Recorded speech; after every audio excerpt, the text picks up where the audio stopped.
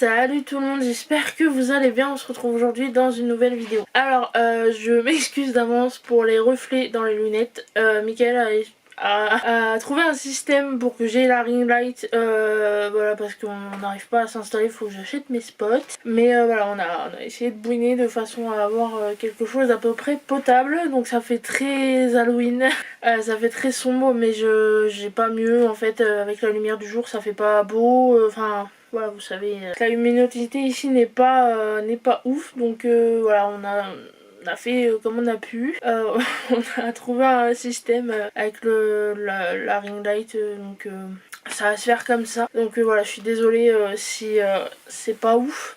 Mais sinon ça repousse encore la vidéo. Sachant que j'ai déjà essayé de la filmer et que j'ai été interrompue par un chat. Que là voilà, Michael est là au cas où il y a quelque chose, c'est lui qui prendrait le relais. Voilà, pour pas que je me fasse interrompre. Du coup on se retrouve aujourd'hui dans une vidéo assez particulière. Si vous suivez notre chaîne vous savez, voilà, j'ai essayé de l'écrire.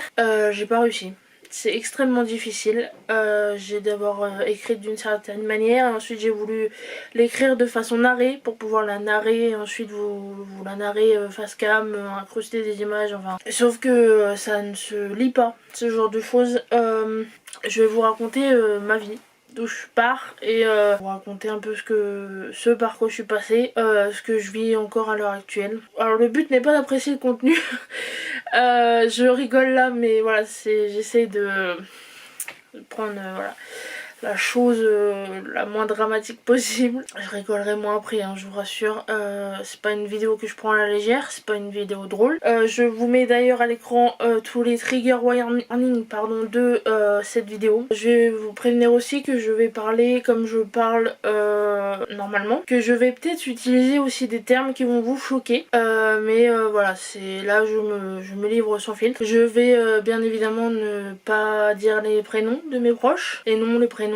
Je vais rester le plus vague possible. Je vais pas tout pouvoir vous raconter, hein, bien évidemment, ça serait très long que de détailler à bloc. Donc je vais raconter ça le plus précisément possible, mais juste que vous ayez un aperçu de ce par quoi j'ai pu passer et ce qui fait ce que je suis aujourd'hui. Je vous demanderai d'être bienveillant dans les commentaires. Cette vidéo fera parler de toute façon, donc on va pas tergiverser et je vais rentrer tout de suite dans le vif du sujet.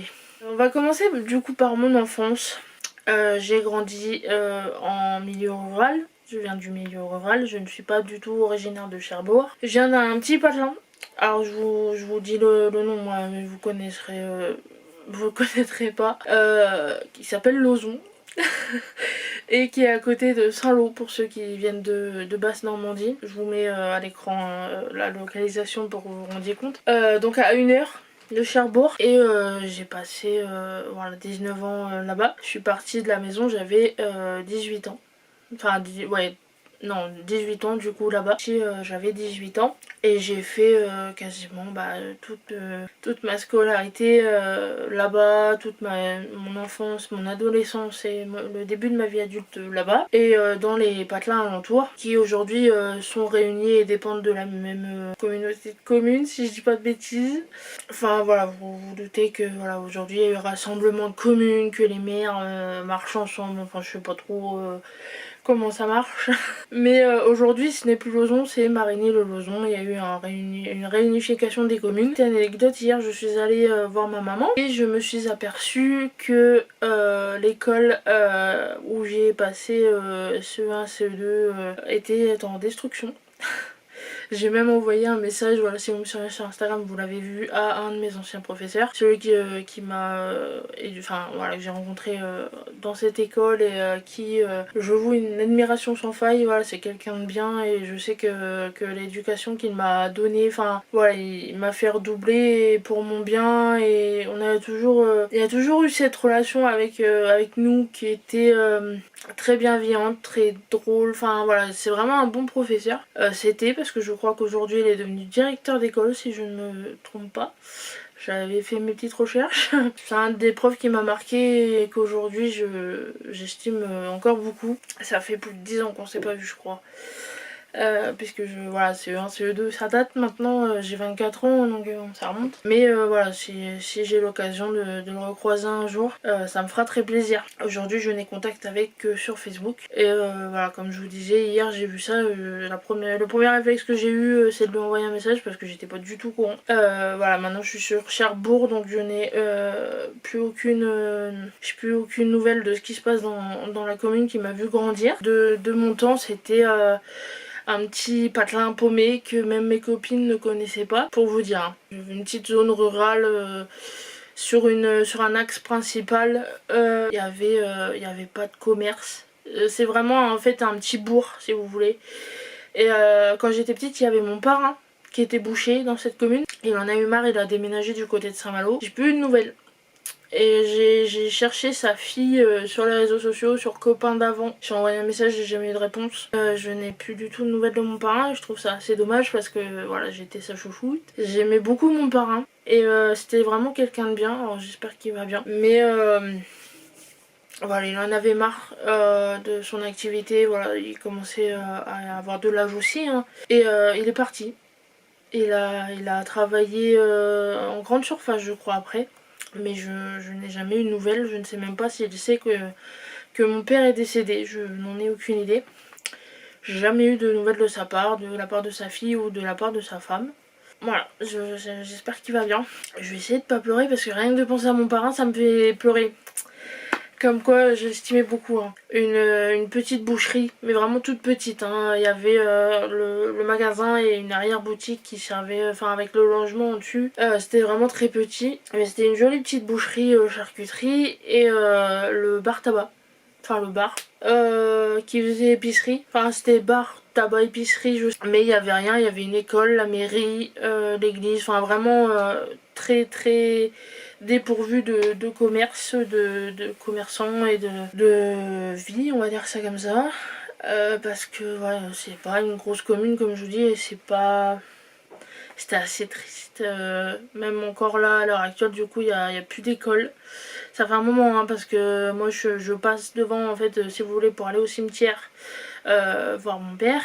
Mais ça voilà, mon papa on va revenir après. Ça faisait un moment que je voyais que le bâtiment était à l'abandon, enfin il n'y avait plus de vie. Il y avait, enfin il y a un arrêt de bus en fait si vous voulez au pré mais j'ai pas, je sais pas, je crois que c'est pour les lycéens et les collégiens mais je crois pas que l'école, je crois qu'elle a été à l'abandon hein.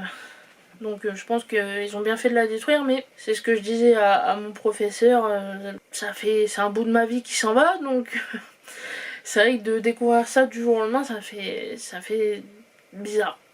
C'est assez choquant de se dire que un morceau de vie qui s'en va en plus, des souvenirs qui s'envolent quoi, c'est ce que je disais dans mes stories. Mais bon c'est la vie.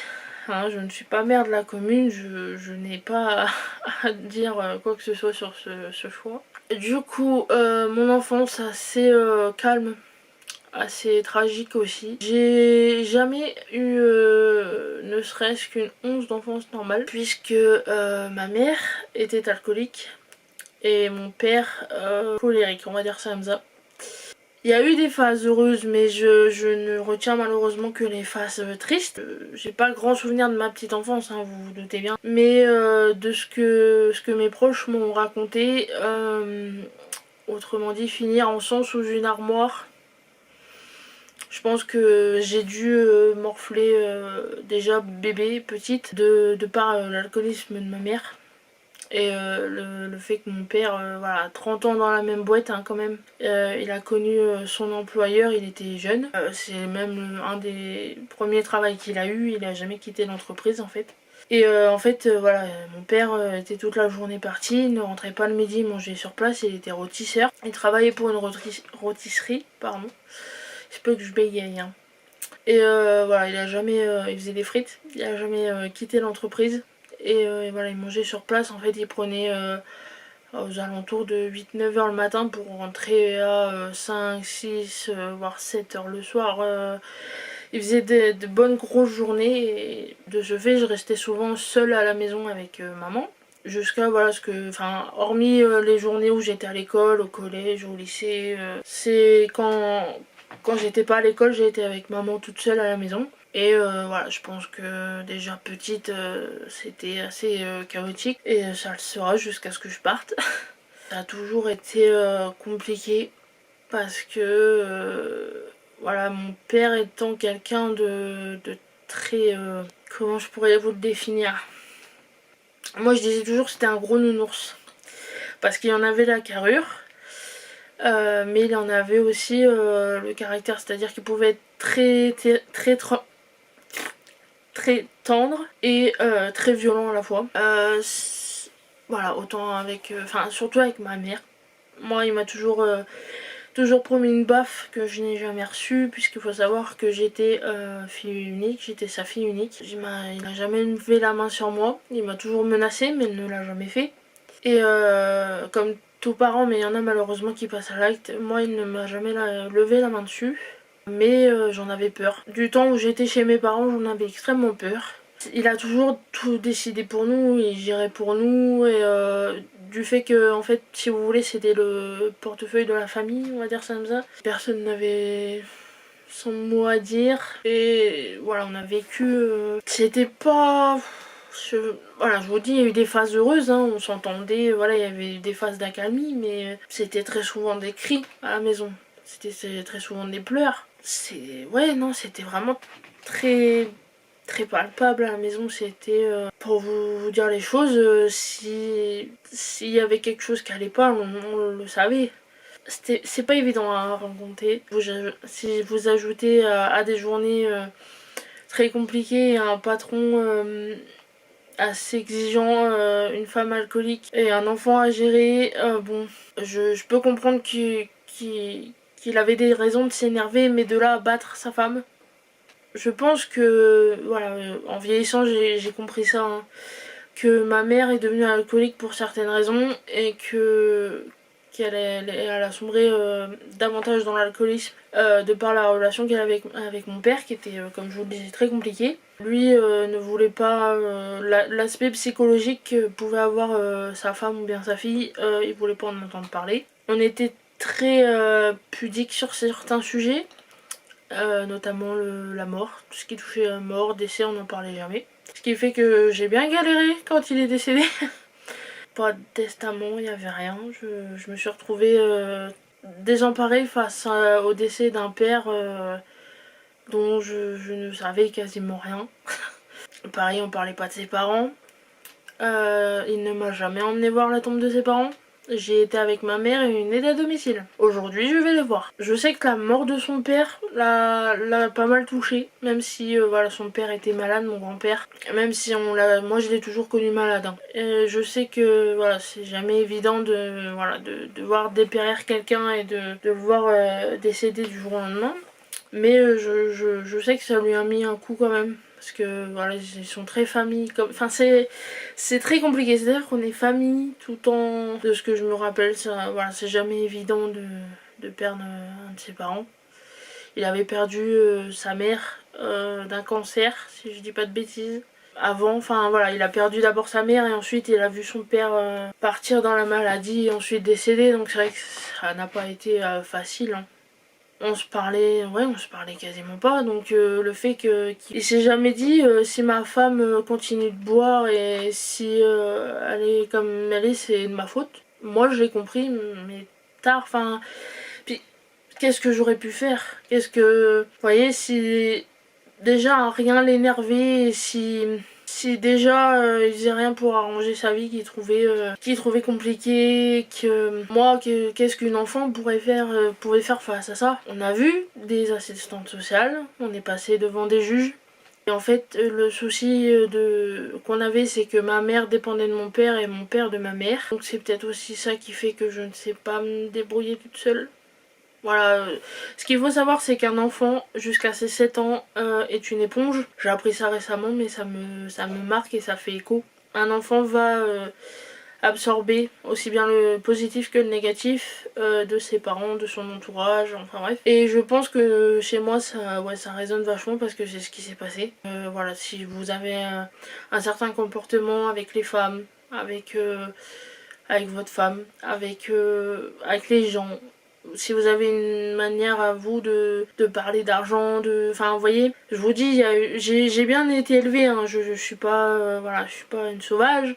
J'ai eu une éducation quand même, hein. J'ai été à l'école, je sais lire, je sais compter, enfin vous voyez, c'est pas ça le...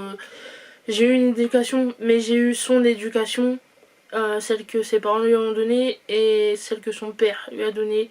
Son père qui, d'après ce que je sais, n'était pas facile non plus. Je l'ai jamais vu ne pas s'énerver, je l'ai rarement vu calme. Et je vois rien qu'à bricoler, c'est à sa femme qui s'en prenait. Il s'énervait vraiment pour des broutilles. Et aujourd'hui, je fais pareil. Inconsciemment, je n'arrive pas à rester calme face à certaines situations. Vous voyez, j'ai l'impression d'avoir pris beaucoup de lui, mais de mauvais chez lui. Donc voilà, mon enfance a été très compliquée, même ma vie en général, de par l'alcoolisme notamment de ma mère et les colères incessantes de mon père. Moi, comment vous voulez qu'on se construise? Je devais faire la femme au foyer à mi-temps quand il était pas là, par ma mère, enfin voilà, c'est ma mère, elle mélangeait les médocs et l'alcool. Et donc elle passait ses journées à dormir. Sur la fin de ma scolarité, enfin je vois collège, début lycée, j'allais prendre le bus toute seule, elle qui m'accompagnait toujours, même ne serait-ce qu'au bout de... On habitait un chemin pédestre. Et elle m'accompagnait toujours et du jour au lendemain en fait elle m'accompagnait plus puisqu'elle n'arrivait plus à se lever. Voilà, le matin elle n'arrivait plus à se lever mais elle ne se couchait pas avant 4 h du matin juste pour ne plus avoir mon père en face d'elle. C'était son moment en fait. On passait la soirée, mon père mangeait, il allait se coucher et jusqu'au lendemain. Et elle restait dans le salon à regarder la télé et à fumer cigarette sur cigarette parce que c'était son sas de décompression à elle, mais voilà, jusqu'à 4 h du matin quoi. Et le lendemain, incapable de se lever, shootée aux médicaments. Si elle avait bu la veille et que, admettons, elle était tombée ou qu'il avait fallu s'en occuper d'une certaine manière. Voilà. Du coup, il y a des matins où j'avais pas ma mère. Voilà, j'ai très vite été obligée de m'occuper toute seule de moi. Elle qui était très présente, les jours où elle l'était pas, ça marque quand même d'être couvée et du jour au lendemain ah bah non en fait là ce matin c'est pas évident d'être lancée comme ça toute seule si m'était arrivé quelque chose ou si vous voyez c'est assez marquant quand même d'avoir une mère à moitié présente. J'ai pas eu une enfance normale. Et après, bah, l'enfance vient l'adolescence. Et voilà, l'adolescence c'est souvent le reflet de l'enfance, de ce qu'on a pu vivre. Et l'adolescence n'a pas été simple non plus. J'ai toujours sur la même lignée en fait d'alcoolisme et de violence et il faut que je m'occupe de la maison pendant que mon père est pas là parce que ma mère est incapable de le faire. Les tâches ménagères, je peux vous dire que je les connais. Hein. Peut-être pour ça qu'aujourd'hui j'ai du mal à les faire. Ça me rappelle à ça en fait. Et si je peux éviter je suis pas Cosette en fait. Je l'ai été et je veux plus l'être. Donc voilà, si un jour je fais pas la vaisselle, personne m'en voudra quoi. Mais ouais, l'adolescence dans la même trempe avec des copains qui venaient à la maison parce que moi je pouvais pas me déplacer parce qu'il y avait mon père qui avait le permis. On avait une voiture pour 3 et du coup voilà, c'était papa qui gérait tout ce qui était déplacement, donc on se déplaçait pas beaucoup. Je disais oui, on se déplaçait pas beaucoup parce que c'est bien connu que quand on a une journée de travail dans les pattes on n'est plus bon à rien après. Ça j'en ai beaucoup voulu à mon père. Parce que voilà, là où j'habitais, comme je vous dis, c'était une zone rurale et il n'y avait pas de bus à part pour l'école. Ici, l'avantage c'est qu'il y a des bus tous les quarts d'heure. J'ai 5 minutes, je descends la rue, j'ai un bus. Là où j'habitais, il y avait 0 bus, il y avait 0 navette.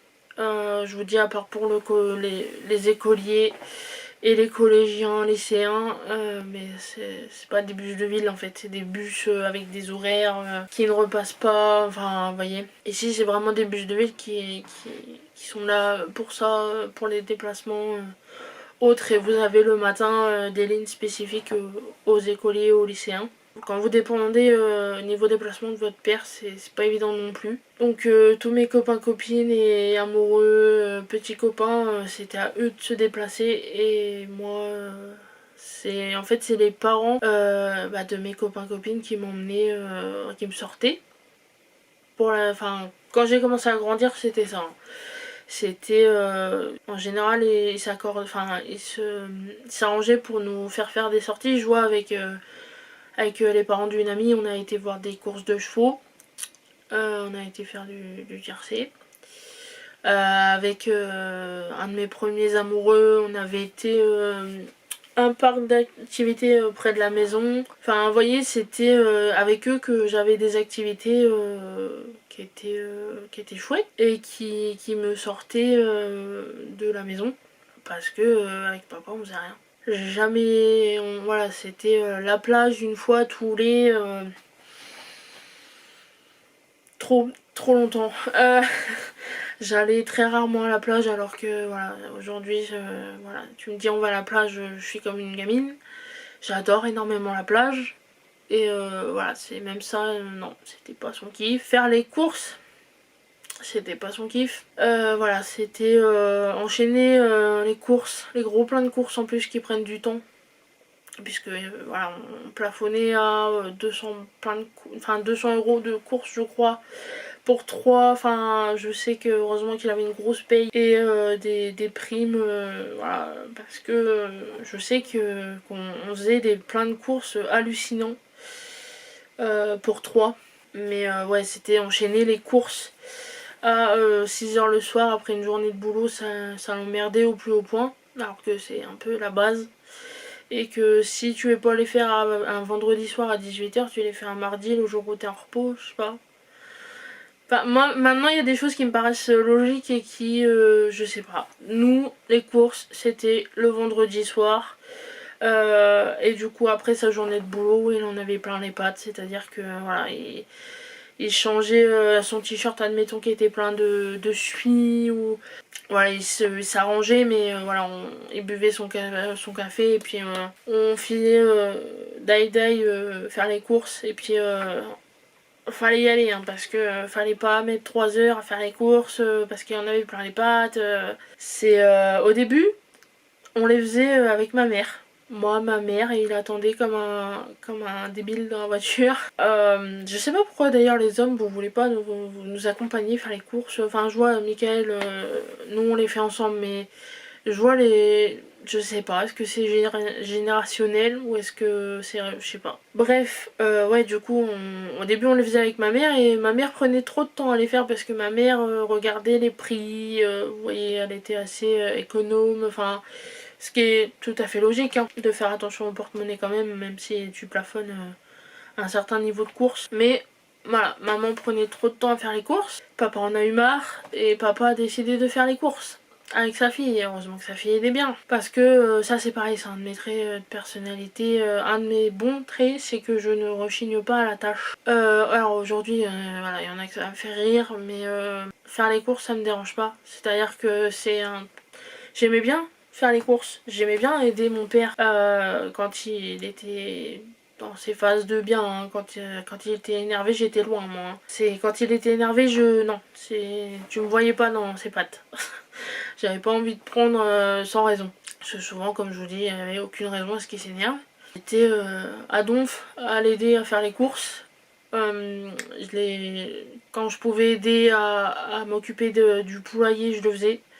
Parce que ça c'est pareil, je suis très proche des animaux, ne serait-ce que de la volaille.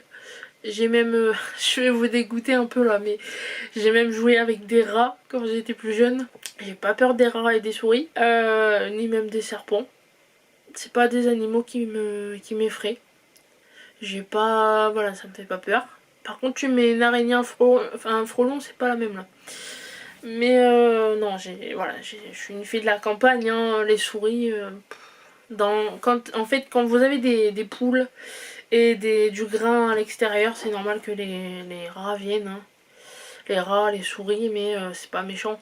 Puis c'est pas forcément porteur de maladie. Enfin, je vois, j'ai jamais eu de problème à jouer avec des rats, des souris. Voilà, je me suis jamais fait mordre, j'ai jamais. C'est voilà, tout le monde dans l'esprit collectif, le rat c'est sale. Bref, voilà, m'occuper des poules, voilà, m'occuper du poulailler, mettre de l'eau dans les abreuvoirs, voilà, je suis très animaux, j'ai eu des poneys quand j'étais petite et puis pareil ça mon père pouvait plus les assumer financièrement, enfin je sais pas trop l'excuse qui c'était. Il en a eu marre et on s'en est débarrassé. On les a donnés à quelqu'un qui avait des chevaux. Donc ils se sont retrouvés, voilà, je pense qu'ils sont bien là où ils sont maintenant. Et je les ai adorés, hein, mes poneys. Mais voilà, il a décidé que je suis désolée, j'ai chaud. Je me vois dans le retour, j'ai un petit coup de chaud. Je pense que c'est la ring light, ça. Donc voilà, on s'est débarrassé des poneys, mais voilà, on a toujours eu de la volaille, on a même eu des moutons. Donc voilà, j'ai gardé ce côté très animaux, très volaille, très. Moi je sais que si on avait du terrain, peut-être un jour, hein, on sait pas, il me faut ce côté pas ferme mais presque. J'ai besoin de renouer avec la nature, j'ai toujours besoin de ce besoin de ouais, d'être en contact avec les animaux. Vous me verriez avec des animaux, mais je vois rien que mon chat, c'est mon fils. Je suis gaga de mon chat, mais je suis autant gaga avec mon chat qu'avec une poule. C'est-à-dire que je la connais pas, mais je parle comme une gamine à des poules. J'ai une relation très. Je suis gaga des animaux. Et je sais que si un jour j'ai l'occasion d'avoir du terrain, j'aurai des poules, j'aurai des canards, j'aurai des poussins, je sais pas, mais il faut que j'ai toujours ce lien avec les animaux. J'ai été élevée dans la bienveillance des animaux et ça c'est un côté que j'aime beaucoup chez moi et que je peux pas enlever à mon père parce que ça m'a bien éduqué, ça. Voilà, le respect des bêtes, les élever pour ensuite les tuer, mais les tuer dignement. Parce que voilà, les poules, enfin les volailles qu'on avait, elles étaient bien élevées, mais ensuite elles étaient tuées et on les mangeait. Hein. Quand vous venez de la campagne, enfin, même ne serait-ce que, voilà, vous êtes citadin, vous savez comment sont élevés les animaux que vous mangez, mais nous voilà, mon père il faisait pas semblant. Hein. Vous pouvez demander à Michael, il vous confirmera. Je vois, voilà, les derniers temps, après son décès, même on a récupéré dans son congélateur des coques, des poules, comme ça quoi. Et ma belle-mère était choquée de la taille qu'elles avaient. Parce que du coup on les a répartis aux proches de Michael qui les voulait. Donc ma belle-mère en a récupéré et on les a mangés, mais elle était choquée de la taille qu'ils avaient quoi. Donc mon père était vraiment c'était un de ses aspects positifs, on va dire. Il était très animaux et ça le faisait chier, voilà, comme tout éleveur d'animaux. Hein, quand les renards passaient par là, c'était un, c'était un déchirement parce que c'est vrai que bon, tu t'embêtes à faire tout un volailler, tout un truc, et derrière t'as le renard, il te défonce tout, et le lendemain tu retrouves ta volière sans dessus dessous avec des plumes de partout, et t'as plus aucune poule, t'as plus. Je vois, on a eu des pintades, on a eu des canards, on a eu des oies, on a eu. Mon père s'investissait, oui. Je suis désolée si je parle pas très bien français. Beaucoup dans ces animaux et quand malheureusement certaines bêtes disparaissaient ou mouraient, ça le faisait clairement chier, hein, ce qui est compréhensible. C'est un aspect que j'aime bien chez moi. Je suis très terre à terre. Je renie pas du tout d'où je viens, hein, j'ai pas de problème non plus à en parler. Je suis très fière d'avoir vécu dans ce monde rural, hein, ça m'a appris la vie quand même. Ça m'a appris voilà, à prendre soin des animaux, à savoir d'où ils venaient, comment les élever, comment les manger. Bien qu'aujourd'hui j'essaie de m'éloigner de la viande. Mais ça c'est mes choix.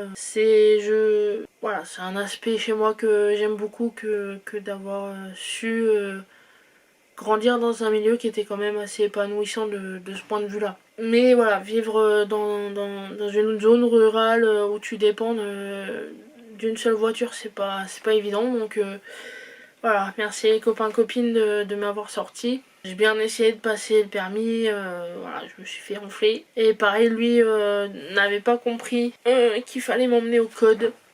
Voilà, il fait le fanfaron. Et mon père faisait beaucoup le fanfaron. Ça c'est pareil, c'est un point... voilà, il avait une grande gueule comme on dit. Mais que de la gueule. Parce que derrière pour agir c'était un peu plus compliqué. Il se plaignait souvent des factures, etc. Mais les factures elles s'entassaient sur le bord de la table. Donc viens pas te plaindre que t'as des sommes astronomiques à payer si tu les payes pas en temps et en heure. Forcément elles grossissent, forcément t'as des rappels, forcément t'as des courriers d'huissier, forcément, enfin vous voyez. Il y a des... Mon père, voilà, c'était comme je dis quelqu'un de... Fallait suivre. Moi, c'est... Voilà, je sais qu'aujourd'hui je fais en sorte de ne pas suivre les mauvais exemples qu'il a pu me donner. Hein. Même ma mère... je comprends ce qu'a pu vivre ma mère, ce qu'elle a pu traverser parce que voilà, elle a eu plusieurs conjoints avant mon père, dont le père de mon demi-frère, c'est un demi-frère, avec qui je ne m'entends pas aujourd'hui. Aujourd'hui, c'est le dialogue est rompu. J'essaye de lui faire entendre raison. J'essaye de... Voilà, c'est moi qui suis en tort. C'est moi qui suis pas mature. Pardon, mais t'as 40 ans, t'as un enfant, t'es même pas capable de garder une copine ou un boulot stable, tu vois. T'as une façon de penser la vie, mais c'est moi qui suis immature, bien sûr. Bref, voilà, j'ai un demi-frère d'une précédente union de ma mère, avec qui je ne m'entends pas. Et de ce fait, voilà, comme je vous dis, j'ai un neveu qui ne me connaît pas, enfin qui me connaît pas. On s'est déjà vu, hein. Je l'ai vu tout bébé, comment ça marchait. Je l'ai revu, là il va avoir une dizaine d'années. Je l'ai revu, voilà... on s'est fait des barbecues, des trucs, voilà, on essayait d'avoir du lien et j'essayais d'être là, mais voilà, ça c'est pareil, c'est un point ah non c'est un point insensible que de parler de mon neveu.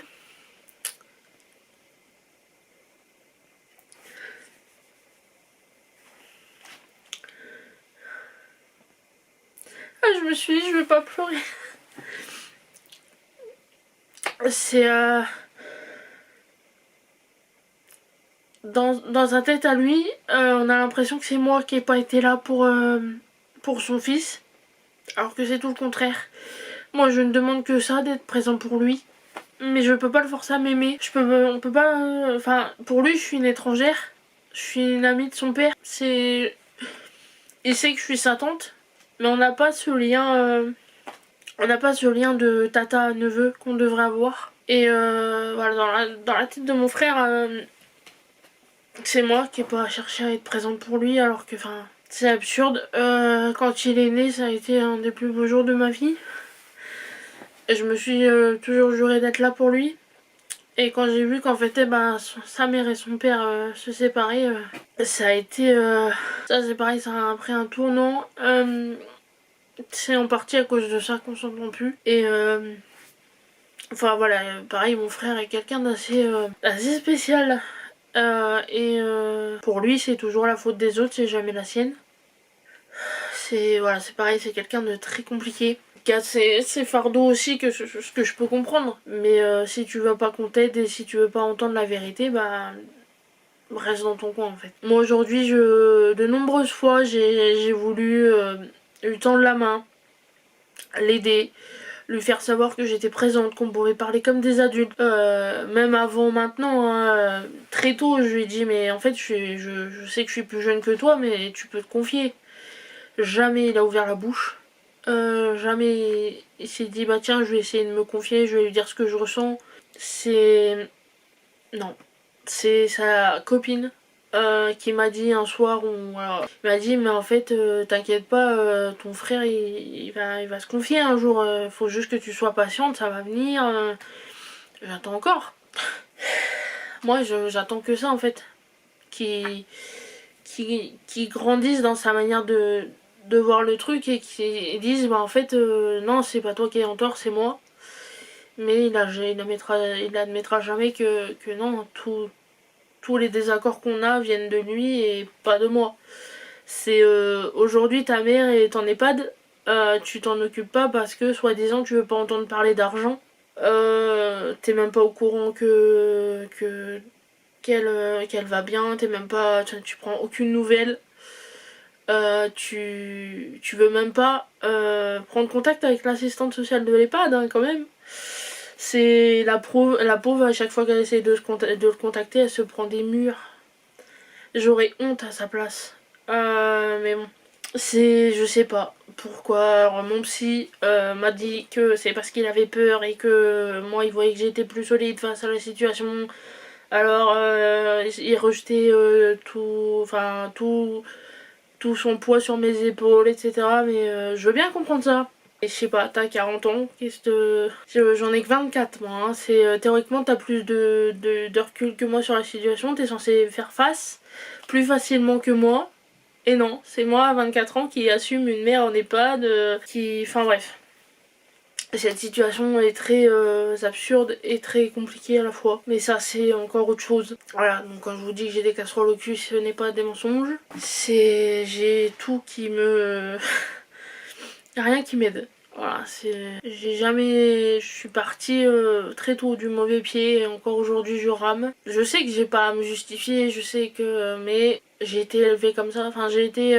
Mon père il voulait pas qu'on parle de notre situation. Fallait surtout pas parler de ce qu'on vivait à la maison. Alors je veux bien comprendre que ça soit compliqué, que ça se raconte pas, mais... Pourquoi tu refuses de l'aide? Pourquoi quand on va voir les assistantes sociales, tu me dis de dire que tout va bien à la maison pour sauver tes miches? J'ai toujours été obligée de mentir. J'ai toujours dû me taire, toujours dû être propre, bien mise devant le patron. Fallait surtout pas que j'ai un genre, fallait surtout pas que j'ai un style, fallait dire bonjour, au revoir, voyez. C'était bon, chercher un sa mère. Fallait toujours fallait que je sois présentable, fallait que je sois poli, fallait que regardez ma fille, vous avez vu comment j'ai bien élevé? Je peux avoir des piercings et des tatouages, je vais être bien élevée. Aujourd'hui, j'ai des piercings et des tatouages et je suis bien élevée. Mais à l'époque où j'étais chez mes parents, fallait surtout pas de couleur de cheveux, fallait surtout pas de maquillage trop voyant, fallait pas de vernis trop voyant, fallait pas de tatouage, fallait pas de piercing. Mon dieu, si je m'étais ramenée avec des piercings et des tatouages à la maison. C'est déjà quand j'ai fait mon piercing au nez.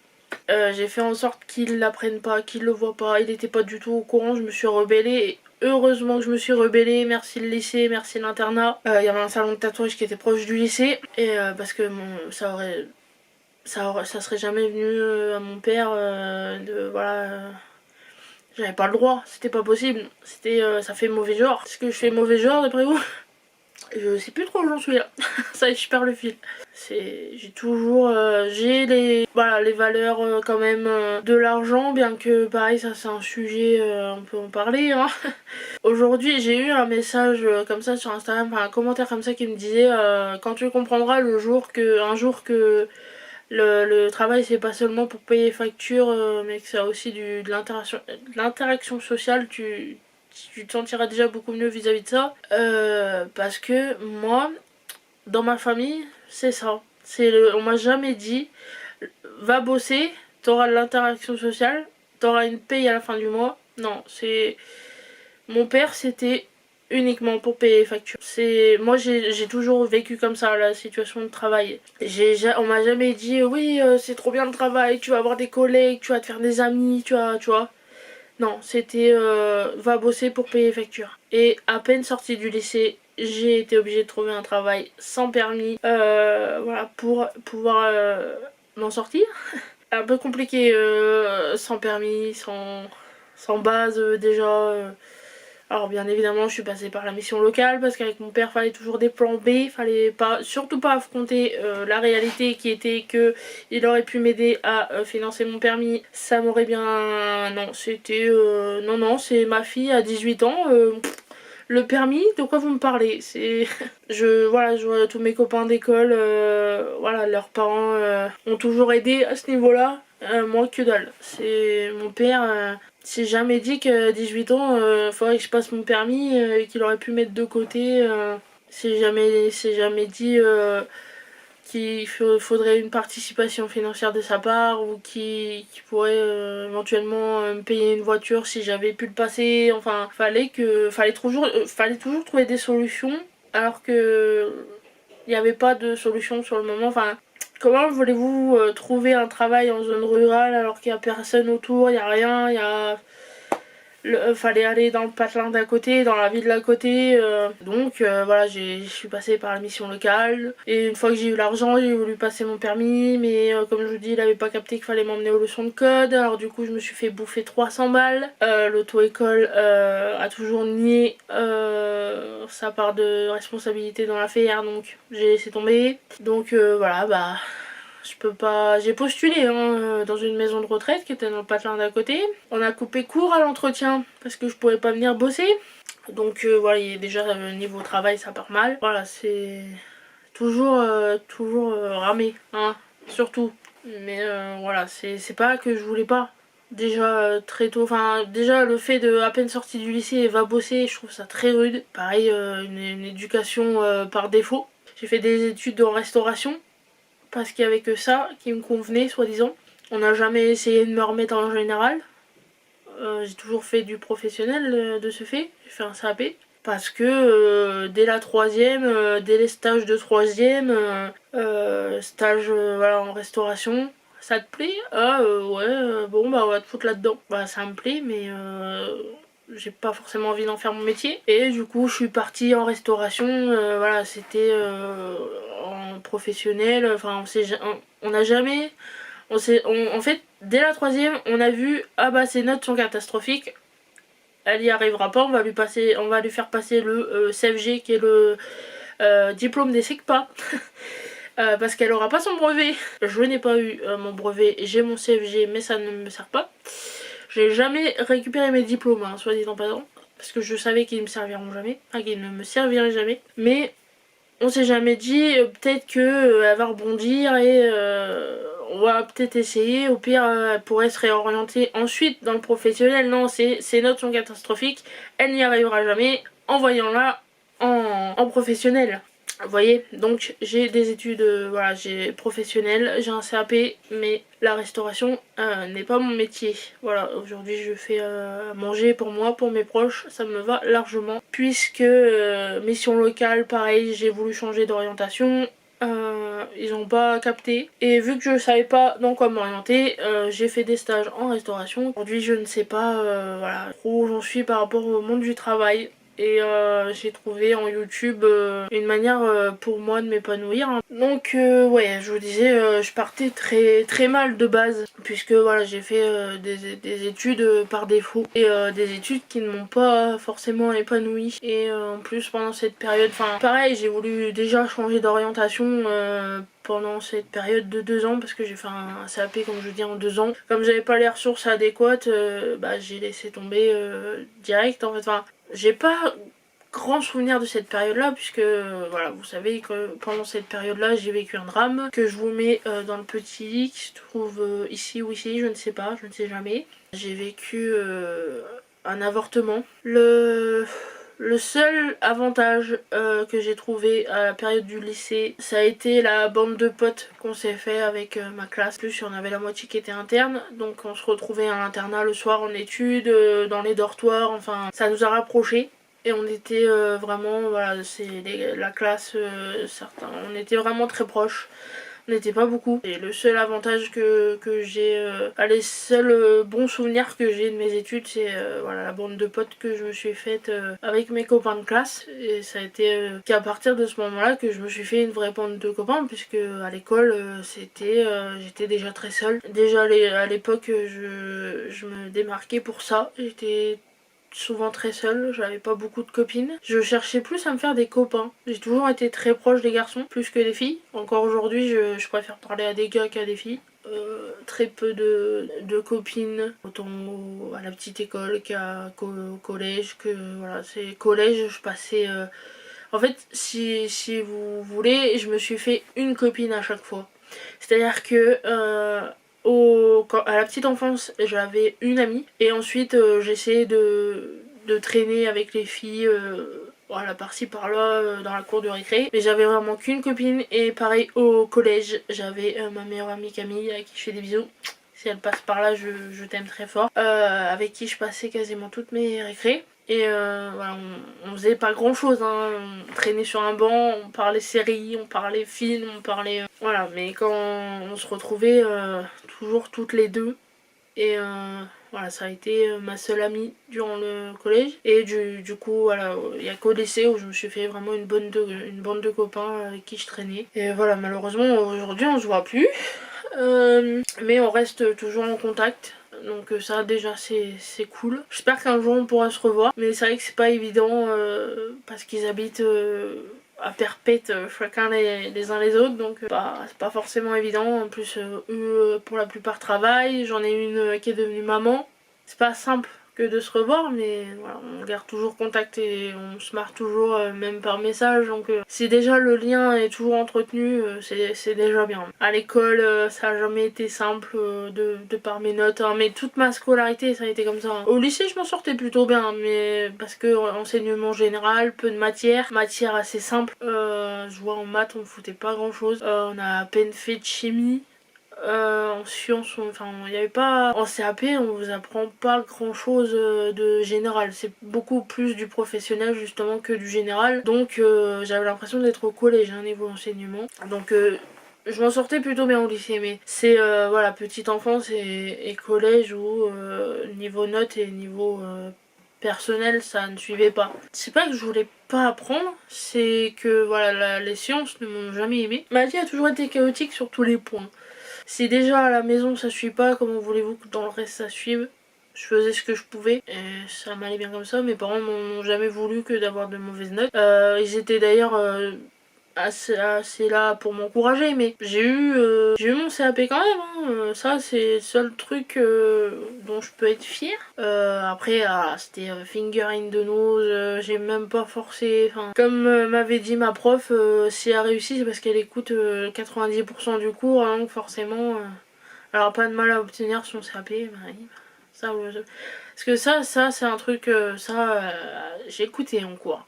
J'étais, je crois même la seule à être vraiment captivée, enfin pas captivée mais focus. C'est ça par contre, j'ai jamais, c'était pas de la, enfin c'était pas de l'inattention. Voilà, c'est ça. En cours j'étais toujours présente, rarement absente. Au lycée je me suis permis de zapper quelques cours. Je me suis d'ailleurs fait coller. Une fois. Est-ce que c'est parce que ça ne rentrait pas? Est-ce que... Donc voilà, situation familiale compliquée, même encore aujourd'hui. J'ai pas eu une famille soudée plus que ça. Disons qu'il y en a qui sont partis ailleurs. Il y en a qui ont jamais été présent plus que ça. Vous voyez, c'était toujours chacun sa vie, chacun dans son coin. Et comme je vous disais récemment, tu me donnes pas de nouvelles, je te donne pas de nouvelles. Quelle règle à la con ça. Mais voilà, comme beaucoup de familles, il faut qu'il y ait un décès pour se réunir. Je suis désolée si vous entendez des bruits. Ça fait des bruits. Donc puis pareil, voilà, je vais sûrement apprendre des choses à ceux qui regarderont cette vidéo de ma famille, mais enfin ma famille, pardon, j'arrive plus. Ça y est, j'arrive plus. Mon père pareil avait ses préférences en ce qui concerne les membres de notre famille, et il était plus proche de certains que d'autres, donc on voyait surtout les mêmes. Il y en a à qui je reparle que de maintenant, et il y en a avec qui j'étais proche et aujourd'hui je ne le suis plus. C'est des choses que je n'aborderai pas ici parce que sinon la vidéo elle va durer 2 jours. Choses qui se sont passées depuis la mort de mon père que j'ai pas kiffé, et du coup je me suis éloignée volontairement de certains membres de ma famille parce que j'ai pas aimé leur comportement au funérailles de mon père, ou même leur comportement bien avant. Il y a eu des trucs avant, il y a eu des trucs pendant, et voilà, j'ai pas... Ça a été des petites gouttes, mais forcément à un moment ça déborde, donc voilà, pour mon bien et pour... Tu m'as à moitié élevé, mais c'est pas une raison pour avoir ce comportement, pour avoir ces phrases. Je suis adulte maintenant en fait, et j'ai pas besoin que tu me dises ce que je dois faire ou ce que je ne dois pas faire. Donc voilà, je parle plus aujourd'hui, c'est que j'ai mes raisons, mais je veux bien comprendre que tu sois de ma famille, mais il y a des choses que j'ai plus envie de tolérer. Peut-être qu'un jour l'eau aura coulé sous les ponts et que je me serais fait violence et on se reparlera, mais pour l'instant ça pour vous dire que d'aujourd'hui, si j'en suis là où j'en suis, c'est que j'ai jamais vraiment été normale. J'ai jamais eu qu'une vie normale, apaisée, joyeuse. J'ai toujours vu le pire. J'ai failli perdre mes parents à plusieurs reprises. J'ai perdu mon père. Et aujourd'hui, à 24 ans, je suis obligée d'assumer une maman d'une soixantaine d'années en EHPAD parce qu'elle s'est laissée dépérir, qu'elle a été alcoolique, qu'elle a arrêté de vivre en fait. Elle a dit stop. C'est clairement ça. Voilà. Vous êtes beaucoup à me demander pourquoi ma maman est en EHPAD à l'heure actuelle. Pourquoi vous êtes beaucoup à vous demander si ce n'est pas cérébral. Ça l'est puisque c'est psychologique. Elle s'est tout simplement laissée partir. Elle a eu un syndrome de glissement, si je ne me trompe pas. Elle s'est laissée en fait mourir. Physiquement, elle s'est amoindrie. Elle est à l'heure actuelle incapable de se mouvoir correctement.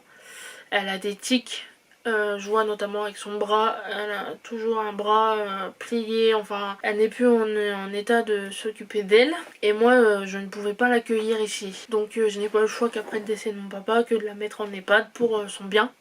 Puisque je pense que voilà, elle ne pouvait plus s'occuper d'elle, donc elle serait sûrement morte depuis longtemps. Voilà, la maison c'était plus du tout vivable, c'est insalubre. Et aujourd'hui la maison est en l'état. Je ne m'en occupe pas. Je ne sais pas quoi faire de cette maison puisque la notaire voilà, je suis passée chez la notaire au décès de mon père. Elle m'a dit qu'elle avait pas de... Enfin ça c'est pareil, c'est mon avis sur la notaire, mais elle a pas cherché plus. Elle a pas voulu se casser la nénette. Et voilà, à part me dire de faire appel à des géologistes. Oh, je ne sais plus. Oui, c'est ça, géologiste, je ne sais plus. Voilà, vous m'excuserez si je dis des bêtises, mais pas chercher la descendance de trucs, si le propriétaire, parce que ça c'est pareil, la maison c'est tout un sujet, mais je vous passe les détails. Ma mère est usufruitière et donc elle n'est pas propriétaire à proprement dit de sa maison, puisque c'est sa maison, ce n'était pas celle de mon père. Et en gros, à l'heure actuelle, je me retrouve avec une maison sur les bras dont je n'ai aucune nouvelle du propriétaire. Je n'ai aucun contact, je n'ai pas... Voilà, j'ai été voir la notaire, j'ai été voir le maire. Personne n'est capable de me dire où est le propriétaire, s'ils ont des contacts, s'ils ont des machins et qu'est-ce que je dois faire. Donc j'ai laissé tomber et la maison est en état. Vous verriez l'état de la maison.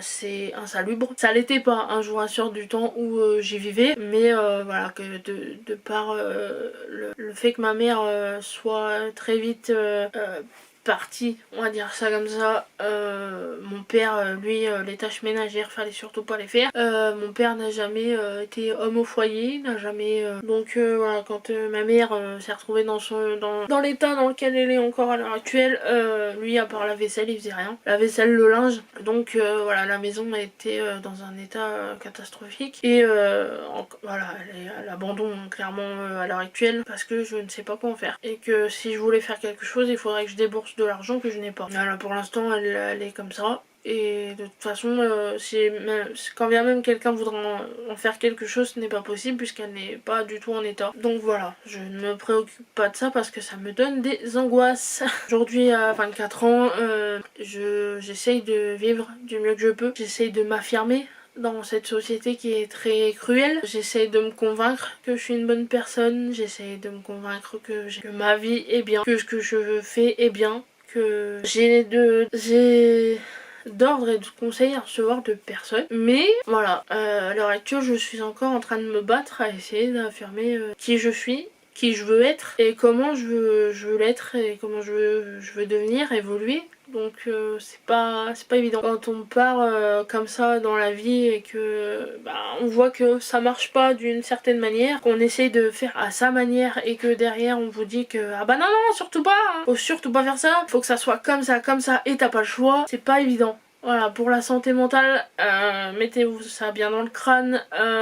il faut pas faire ça, il faut pas obliger les gens. Je sais que pour la plupart vous êtes bienveillants, mais il y en a vous rabâchez sans cesse juste parce que je me plains, mais ça c'est un trait de ma personnalité que j'ai du mal à effacer. Je ne sais pas faire autre chose que de me plaindre, parce que je n'accepte pas en fait la situation dans laquelle je suis, que j'en veux toujours plus et que je veux que ça aille vite, et que forcément si ça se passe pas comme j'ai envie que ça se passe, je me plains, et forcément que le fait que de devoir batailler avec le porte-monnaie, ça n'est pas évident non plus. Pareil, des habitudes que j'ai aussi héritées de mes parents. Je suis très bien comme ça. Je ne maltraite pas Michael, je ne vis pas sur Michael. Avec YouTube, j'ai la chance aujourd'hui de gagner de l'argent.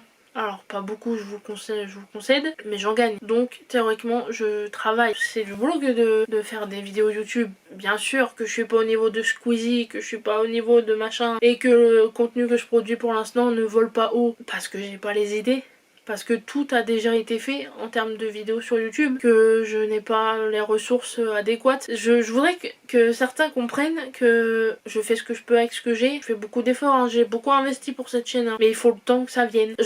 Moi je trouve ça sain aussi de dire que tout va mal. Pourquoi on n'a pas le droit de dire ah bah non aujourd'hui ça va pas, aujourd'hui j'ai pas d'argent, je veux pas aller travailler mais je suis en droit de le faire parce que j'estime que YouTube est mon travail, parce que je gagne de l'argent avec et que cette situation me convient parfaitement, parce que je ne suis pas apte à aller travailler psychologiquement, parce que ça m'angoisse, parce que je ne sais pas dans quoi me diriger, parce que vous voyez, aujourd'hui je suis encore en train de me battre avec moi-même. J'ai la chance d'avoir rencontré l'homme de ma vie et d'avoir aussi quelqu'un qui m'écoute, qui m'épaule et qui m'aide sur ce point-là. Gaël a beaucoup de qualités en ces termes. Lui accepte la situation, lui ne me force pas. Il a essayé, mais il a bien vu que ça marchait pas. Donc vous pouvez pas lui reprocher par rapport à ça. Je vois, il y en a beaucoup qui trouvent que voilà, Michael se laisse marcher sur les pieds, que Michael se fait bouffer son argent, que vous savez pas comment on vit. Vous savez pas que le peu d'argent que j'ai, je lui donne, que je suis toujours à surveiller les dépenses, les comptes, et que même si je n'ai pas d'argent, je serai la première à donner, que je préfère donner que recevoir. Donc voilà, à ma petite échelle, vous vous contentez que de ce que vous voyez et c'est bien triste. Faire des scandales, des machins parce que j'ai une cagnotte Litchi, parce que on a un PayPal, parce que tu veux pas aller travailler mais tu demandes des dons et machin. Je force personne. C'est ça que vous comprenez pas, c'est que oui, il y a un PayPal, oui, il y a un Tipeee, oui, on peut faire des dons, on peut rejoindre la chaîne et machin. Je ne force personne. Si je vous mets pas un couteau sous la gorge en mode il faut absolument que vous me donniez de l'argent parce que je vais pas bosser, parce que... Et ça, malheureusement, il y a tellement d'exemples sur internet aujourd'hui qui font pire que moi et à qui on ne dit rien ou quasiment rien. Mais moi, parce que, je sais pas, j'ai l'impression que moi je suis vilain petit canard et c'est à moi qu'on s'en prend. Cette vidéo est très très longue. Je vais au montage que ça donne. Je sais pertinemment que j'ai omis des passages. Si vous voulez davantage, je pourrais peut-être faire une autre vidéo de ce genre. Enfin, je ne sais pas du tout.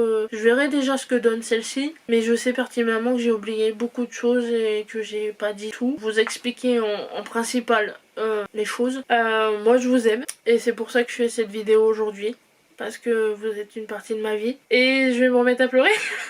Et une partie heureuse de ma vie. Donc c'était normal pour moi que de vous rendre l'appareil et de vous expliquer ces choses-là. Là pour une fois je ne conclurai pas comme je conclue d'habitude, mais je vous demanderai je vous demande rien. Voilà, je vous demande rien. Comment conclure une vidéo pareille? Je vous laisse et je vous dis à la prochaine dans une prochaine vidéo.